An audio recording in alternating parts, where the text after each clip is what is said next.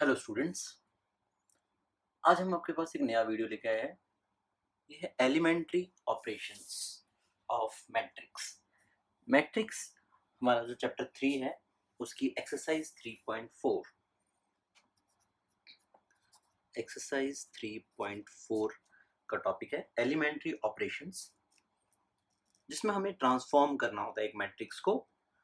Elementary मतलब क्या होता है? एलिमेंट्री मतलब बेसिक्स, मतलब बेसिक ऑपरेशंस की हम बात करेंगे।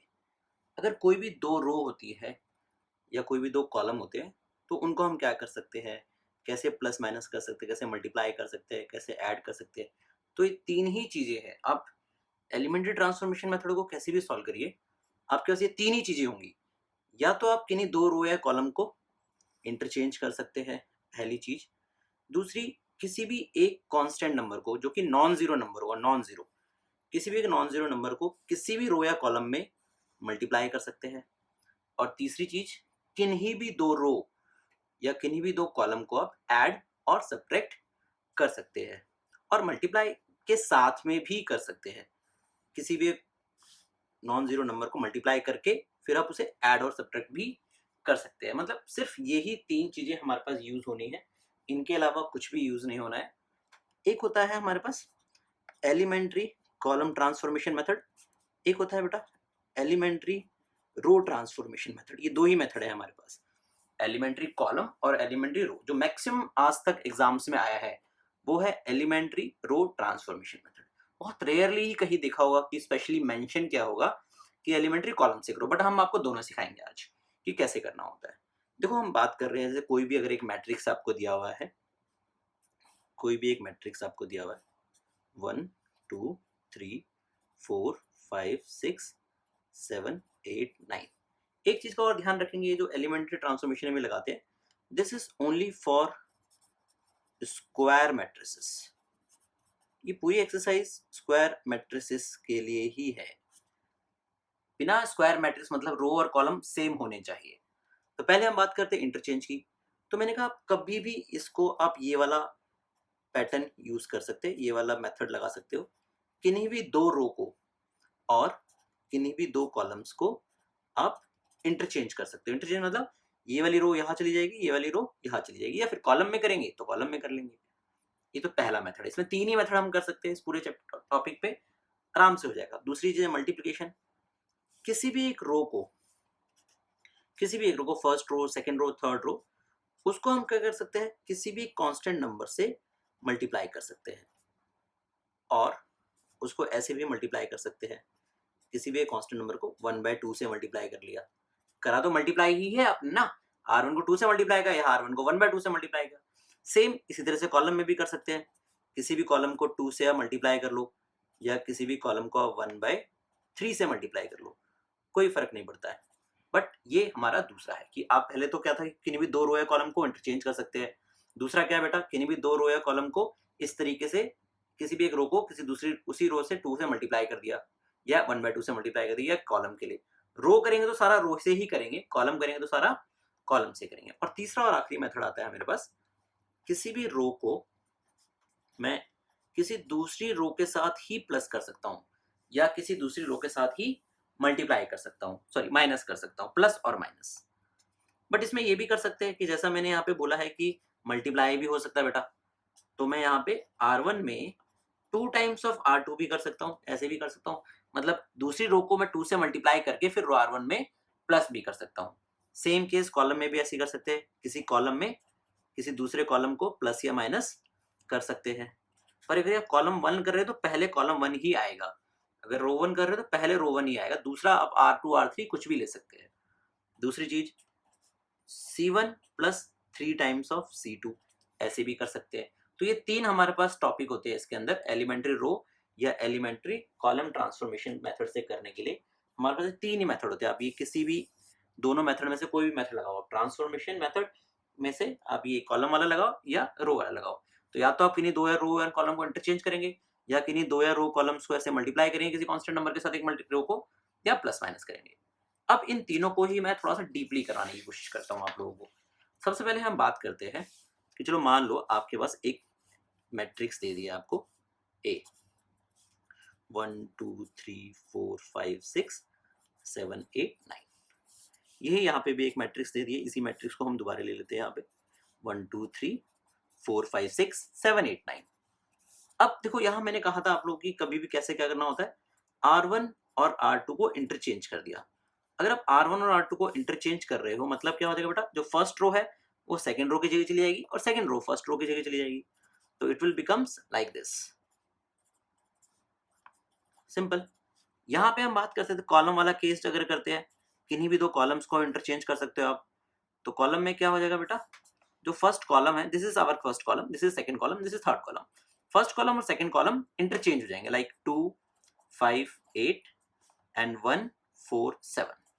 और ये 3 6 9 कहीं नहीं गया, ये एज इट इज रहेगा हमारे पास। ठीक है, अब ये आता कहाँ से है, जैसे मैट्रिक्स की हम बात करें कि जैसे जैसे ऐसी एक एग्जांपल लेके अगर मैं आप लोगों को दिखा दूं, जैसे सिंपल सा एग्जांपल लेके कि मान लो कि आपके पास एक इक्वेशन है x plus 2y plus 3z is equals to 5, 4x plus 5z plus plus plus 5y plus 6z is equal to 8 and 7x plus 8y plus 9z is equal to 10। अब देखो यहाँ से ये जो तीन इक्वेशंस आई है, ये तो यही वाली इक्वेशन देखो 1 2 3 फिर 4 5 6, ये जो एक्स वाई जेड के कोएफिशिएंट है वही है यहाँ पे हमारे पास। अब इनमें से रो को अगर आप किन्हीं भी रो को इंटरचेंज कर दो कि इस रो को इधर लेके जाना है, इस रो को इधर लेके जाना है, कोई फर्क पड़ेगा नहीं। आपको तो तीन इक्वेशन ही दी है ना, सिर्फ ये तीन इक्वेशन की बात करी है। इन इक्वेशन को वो ऐसे लिख दे आपके लिए या फिर इन इक्वेशन को वो ऐसे लिख दे आपके लिए, कोई भी फर्क नहीं पड़ेगा। आपका मेन मोटिव है तीनों इक्वेशंस को सॉल्व करके एक्स वाई जेड निकालना। कैसे भी दे सकते हो, ऐसे भी दे सकते हैं और ऐसे भी दे, मतलब किन्हीं भी दो रो या दो कॉलम को आप इंटरचेंज करेंगे तब भी कुछ चेंज नहीं होने वाला। तो ये हमारा पहला वाला मेथड है। दूसरे मेथड की तरफ चलते हैं। हमारे पास दूसरे मेथड में बोला गया है हमारे पास किसी भी multiplication of the elements, multiplication of the elements in any row और एनी कॉलम। बट ये ध्यान रखना है, जीरो से मल्टीप्लाई नहीं करना है कभी भी। बच्चे जीरो से मल्टीप्लाई करने की सोचते हैं कि चलो सर जीरो से कर देते हैं। जैसे देखो एक मैट्रिक्स है 2 3 4 5, ये मैं छोटी छोटी आपको लिखे दिखा देता हूँ। एक मैट्रिक्स है 5 6 2 0। अब यहाँ कहते हैं कि जो R1 जो मैट्रिक्स है उसको मैं 2 टाइम्स ऑफ R1 कर दूं। सर मैंने कर दो बेटा, कोई फर्क थोड़ी पड़ता है। इसको 2 से मल्टीप्लाई करोगे कितना हो गया, ये 4। इसको 2 से मल्टीप्लाई करोगे फर्स्ट पूरे रो से, दोनों से मल्टीप्लाई होगा 6, और सेकंड रो में कोई भी चेंजेस नहीं आएगा। अब फिर R2 में कर दो। अब R2 में 5 से डिवाइड कर दो, ऐसे R2 1/5 टाइम्स ऑफ R2। तो जो फर्स्ट रो में कोई चेंजेस नहीं आएगा, सेकंड रो में क्या हो जाएगा 4/5 एंड 5/5 जो कि 1 हो जाएगा। सेम केस देखो, ये रो था, अब कॉलम में भी ऐसे ही है। तो कॉलम 1 की जगह आप क्या कर सकते हैं, 2 टाइम्स ऑफ कॉलम 1। जो पहला वाला कॉलम है हमारे पास, इसको 2 से मल्टीप्लाई कर देंगे तो it will becomes 10, it will becomes 4 6 0। Same एक ही ऑप्शन है। एक कॉलम 2 को भी हम कर सकते हैं हाफ ऑफ C2 कर सकते हैं। तो सेकंड कॉलम हो गया 10 4, इसको जब हम हाफ से मल्टीप्लाई करते हैं तो इट विल बिकम्स 3 एंड 0। ये हमारा दूसरा टाइप आ गया कि आप इस तरीके से कर सकते हो कभी भी मैट्रिक्स को।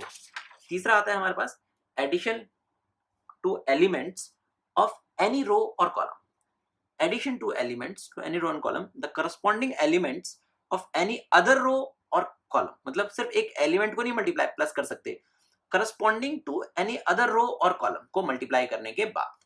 इसको मैं हिंदी में अगर आपको बताऊं कि जैसे मान लो आपको ये मैट्रिक्स आपको दे रखी है 1 2 3 4 5 6 1 3 1। अब यहाँ पे कहते हैं कि R1 की जगह आप क्या कर सकते हैं बेटा, R1 plus 2 times of R3 करना है आपने। R1 मतलब आपने क्या किया, किसी एक मैट्रिक्स में आप एक कांस्टेंट नंबर को आप ऐड कर रहे हो, बट दूसरी रो के रिस्पेक्ट में, मतलब दूसरी रो को मल्टीप्लाई करके फिर आप ऐड कर सकते हो, ऐसे ऐड नहीं कर सकते। तो क्या हो जाएगा, ये हमारा देखो फर्स्ट रो को मैं ऐड कर रहा हूं, इसका 2 टाइम्स ऐड कर रहा हूं। तो 1 plus 2 times of 1 is 3, 2 plus 2 times of this, 2 times of this क्या होता है 6, 6 प्लस 2 कितना हो गया बेटा 8, 3 plus 2 times of this, 3 plus 2 times of this कितना हो गया बेटा 5। तो 4 5 6 1 3 1, ये आ गया सिंपल। और क्या कर सकते हो सर इसमें, मैंने कहा देखो R2 की जगह आप कर सकते हो बेटा R2 minus R1, simple plus minus भी तो कर सकते हैं हम लोग। तो R2 में चेंजेस हो रहा है, R1 में कोई चेंजेस नहीं है, तो R1 एज इट इज लिखा जाएगा, R3 एज इट इज लिखा जाएगा। चेंजेस किस में है, R2 में। क्या चेंजेस है, R2 में से R1 को माइनस, पूरी R2 को R1 में से माइनस कर देंगे। 4 माइनस 3 1, 5 माइनस 8 बेटा माइनस 3 एंड 1, इस तरीके से। यही मैं आपको कॉलम के लिए अगर बताऊं तो 2 3 4 5 6 7 1 0 2, सिंपल। अब यहाँ पे भी हम बात करते हैं कॉलम 1 को, कॉलम 1 प्लस कॉलम 2 कर सकते हैं, कोई दिक्कत नहीं है। अब फर्स्ट रो, बट वो लिखा कहाँ जाएगा, फर्स्ट रो की जगह ही लिखा जाएगा। कॉलम 1 को कॉलम 1 और कॉलम 2 में ऐड कर सकते हैं, मतलब इसमें आप इसको ऐड कर सकते हो। कितना है ये आपका 5 11 और 1, बाकी दोनों कॉलम में कोई भी चेंजेस नहीं आएगा। सेम कॉलम 3 में भी आप कर सकते हो बेटा, कॉलम 3 माइनस कॉलम 2 या 2 टाइम्स ऑफ कॉलम 3, कुछ भी कर सकते हो आप इसमें भी। तो मतलब इसको मल्टीप्लाई को करके भी कर सकते हो आप, यह नंबर हमारे पास 5 11 1। देखो कॉलम 3 चेंज हो रहा है ना बेटा, कॉलम 1 और कॉलम 2 में कोई भी चेंजेस नहीं होगा। अब इसमें से आपने जब इसको माइनस किया, इट विल बिकम्स 1 1 एंड 2। ठीक है, अभी तो मैं आपको सिर्फ ये बता रहा हूं कि क्या कर रहे हैं हम, व्हाट वी आर डूइंग। अब हमें ये कहना है कि why we are doing, why. अब हम ये कर क्यों रहे हैं सब, तो इसके बारे में हम आगे पढ़ेंगे, पर हम करते कैसे हैं, क्या क्या करते हैं, वो हमारे पास यहाँ पे है। तो इसको थोड़ा ध्यान से देख लीजिएगा, होप आपको समझ आ रहा होगा। अब मैं आपको ये दिखाऊंगा करके कि एलिमेंट्री ट्रांसफॉर्मेशन जो हम मेथड कर रहे हैं, ये क्यों कर रहे होते हैं, किस लिए कर रहे होते हैं। तो ये हमारे कर रहे होते हैं by using elementary operations, find inverse of this. इस मैट्रिक्स का मुझे इनवर्स निकालना है। हम इनवर्स के लिए ये सब कर रहे होते हैं, किस लिए कर रहे होते हैं हम लोग, इनवर्स निकालने के लिए कर रहे होते हैं। तो इनवर्स मतलब a की power -1, this we have to find out. हम ये कर रहे हैं, इसी का हम काम कर रहे हैं, तो इसके बारे में हम थोड़ा सा देख लेते हैं। सबसे पहले मैंने आपको बताया कि जो एलिमेंट्री ऑपरेशन जो हम कर रहे हैं, ये दो तरह के होते हैं हमारे पास। एक होता है हमारे पास रो और एक होता है कॉलम। अब जो रो होता है उसमें हम लिखते हैं बेटा a इज इक्वल्स टू आई ए, और जो कॉलम होता है बेटा उसमें हम लिखते हैं a इज इक्वल्स टू ए आई।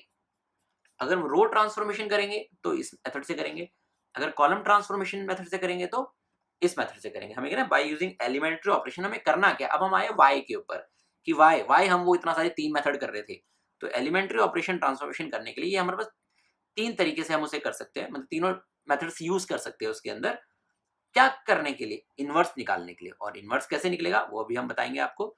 देखिए सबसे पहले हमारा दो तरीके से हम इसको सॉल्व कर सकते हैं, इनवर्स हम इसको निकाल सकते हैं। एक होता है रो ट्रांसफॉर्मेशन और एक होता है कॉलम। जब ये रो ट्रांसफॉर्मेशन की बात करते हैं तो हम लोगों को ये ध्यान रखना है, यहां से ये ए वाले में चेंजेस करेंगे और इधर इस आई वाले में करेंगे, पहले वाले में। और कॉलम वाले में बेटा यहाँ पे हम इसमें करेंगे और यहाँ पे हम इस सेकंड वाले में करेंगे आई में। क्योंकि अगर हम रो में अगर इसको और इसको सॉल्व कर देंगे तो हमारा गलत हो जाएगा, हमारा वैलिड रीजन नहीं आएगा। और कॉलम में अगर हम इनको इसको कर देंगे तो गलत आएगा। तो ए को हमेशा किसके साथ करेंगे, इस आई के साथ, और इसको हमेशा किसके साथ करेंगे, इसको साथ। हमें करना क्या है, पर हम कहेंगे इस ए में हमने जो 3 मेथड बताए हैं उनको धीरे धीरे करके आई में कन्वर्ट करना है। इस ए को किस में कन्वर्ट करना है, आई में। अब वो कैसे कन्वर्ट करेंगे वो भी हम बताएंगे, कैसे किस स्टेप से करेंगे, पर करेंगे उन 3 मेथड से ही। किन्हीं भी 2 रो को इंटरचेंज कर सकते हैं, कोई भी मेथड यूज कर सकते हैं। इंटरचेंज, किन्हीं भी 2 कॉलम को इंटरचेंज कर, दूसरा किन्हीं भी 2 रो को प्लस माइनस कर सकते हैं, तीसरा किसी भी 2 रो को कॉलम को प्लस माइनस करके ऐसे मल्टीप्लाई करके भी प्लस माइनस कर सकते हैं। और इसको किस में चेंज करेंगे, इसको हम किसी भी एक मैट्रिक्स में मान लेते हैं, बी में कर रहे हैं मान लो, कोई भी एक मैट्रिक्स आ जाएगा यहाँ पे हमारे पास, तो ये हमारा एज इट इज रहेगा, इसमें कोई भी चेंजेस नहीं आएंगे। अब हमें क्या करना है यहाँ पे, अब जैसे बी पहले ना बेटा, तो हम क्या करेंगे, on pre multiply by pre multiply. हमें तो ये बी निकालना ना हमारे पास, बट बी निकालना तो प्री नहीं करेंगे बेटा, पोस्ट करेंगे हम, तो ए उधर ले आना है। On post multiply by A inverse. A inverse से मैं मल्टीप्लाई करूंगा पोस्ट, तो ए के साथ यहाँ पे ए इनवर्स आ जाएगा और बी यहाँ पर भी क्या आ जाएगा, ए इनवर्स। देखो पोस्ट मतलब दोनों में बाद में मतलब आखिरी आखिरी में मैंने ए इनवर्स लिखा है। और जैसा मुझे पता है कि ए और ए इनवर्स को मल्टीप्लाई करते हैं तो आई आ जाता है, और ए इनवर्स इंटू ए करेंगे तब भी आई आ जाएगा। ठीक है, तो ए इंटू ए इनवर्स क्या हो गया, आई हो गया। तो सिर्फ यहां से क्या बचेगा, A inverse is equals to B. तो ये जो हमारा जो बी बनेगा, this is called A inverse, वो हमारी उस ए मैट्रिक्स का इनवर्स आ जाएगा। इधर की बात करते हैं, इधर हम करेंगे हमारे पास, इसमें भी इसको किसमें चेंज करना है, आई में चेंज करना है। ये ए एज इट इज रहेगा, और ये जो हमारा है बी जो भी आएगा हमारे पास, ये सॉल्व करेंगे हम लोग। तो यहाँ पे हम क्या करेंगे, ऑन यहाँ पे मुझे ए को पहले ए है, ए को इधर ले जाना है, तो यहाँ पे हम करेंगे on pre multiply bye A inverse. अब जब ए इनवर्स से मल्टीप्लाई किया हमने दोनों तरफ, प्री मल्टीप्लाई मतलब ए इनवर्स यहाँ पहले पहले आएगा, ए इनवर्स ए बी, तो ए से ए इनवर्स कट गया, सिर्फ A inverse is equals to B आ गया, तो ये जो भी टर्म आया होगा वो हमारा इनवर्स आ गया होगा। अब जैसा आपने कहा सर ये प्री और पोस्ट क्यों किया हमने, मैंने कहा बेटा देखो क्या होता है, कभी भी ए बी मैट्रिक्स और बी ए मैट्रिक्स इक्वल नहीं होती है। ए बी और बी ए मैट्रिक्स आप कभी भी देख लीजिए, कभी भी ए बी और बी ए मैट्रिक्स इक्वल नहीं आएगी, और कहीं पे अगर इक्वल दिख रही है तो कब दिख रही होगी, जब उन दोनों को मल्टीप्लाई करके आई आ रहा होगा, ये तभी इक्वल होगा जब इन दोनों को मल्टीप्लाई करके आई आएगा, अदरवाइज वो कभी इक्वल नहीं होगा। तो इसीलिए हम ये कहते हैं कि सर जैसे अगर a is equals to B X मान लिया आपने, तो अगर आपने इस b को इधर लेके आना है या a को उधर लेके आना है, कुछ भी समझ लीजिए, चलो यहाँ ले लेते हैं एक और मैट्रिक्स ले लेते हैं p, अगर कहते हैं a को उधर लेके जाना है, अभी जो a मैट्रिक्स उधर जाएगा वो a मैट्रिक्स यहाँ पर भी आ सकता है b से पहले, b के बाद भी आ सकता है और x के बाद भी आ सकता है, कहीं भी आ सकता है ना a मैट्रिक्स, तो ये a मैट्रिक्स जब उधर जाएगा, उधर जाके a इनवर्स तो हो जाएगा, बट ये जाएगा कहाँ, इधर पे आएगा या उधर पे आएगा, तो पर मैंने कहा सर कहीं भी आ सकता है, मैं कहीं भी कैसे आएगा, ए बी और बी ए तो इक्वल होता ही नहीं ना, तो कहीं भी कैसे आ जाएगा, तो यहाँ हम क्या कहते हैं, अगर ये बाद में है ए तो यहाँ पे हम पोस्ट मल्टीप्लाई लगाते हैं, पोस्ट, दोनों तरफ पोस्ट मल्टीप्लाई होगा, तो p इज इक्वल टू क्या हो जाएगा, बी एक्स ए इनवर्स हो जाएगा। अगर यहाँ कहते हैं बी एक्स और A inverse, A into A inverse आई हो जाएगा। अगर मुझे उस p को उधर ले जाना है, अगर यही मेरे पास क्या है, P A is equal to B है मान लो, और मुझे p को उधर ले जाना है, अभी p उधर कहाँ जाएगा, राइट साइड में, इधर पे आएगा या इधर पे आएगा, तो मैंने कहा अगर ये इधर पहले है तो पहले ही आएगा, और अगर ये बाद में होता तो बाद में आता, तो जैसे पहले है तो यहाँ करेंगे ऑन प्री मल्टीप्लाई, जो प्री मल्टीप्लाई करेंगे तो यहाँ पे आ जाएगा हमारे पास pre multiply by P inverse, P को उधर ले जा रहा हूँ ना, तो पी इनवर्स से मल्टीप्लाई करूंगा, P inverse P A is equal to P inverse B, तो ए क्या आ जाएगा बेटा, पी इनवर्स बी। तो ये हमारे पास है कि कैसे क्या करते हैं, अगले वीडियो में हम देखेंगे कि सॉल्व करते कैसे है हमारे पास। ये तो ये था कि रो ट्रांसफॉर्मेशन मेथड में क्या करते हैं और कॉलम में क्या करते हैं, तो ये दो चीजें हमारे पास इंपॉर्टेंट है, इन पे फोकस करेंगे, ठीक है। होप आपको समझ आएगा, नेक्स्ट वीडियो जरूर देखिएगा, थैंक यू सो मच।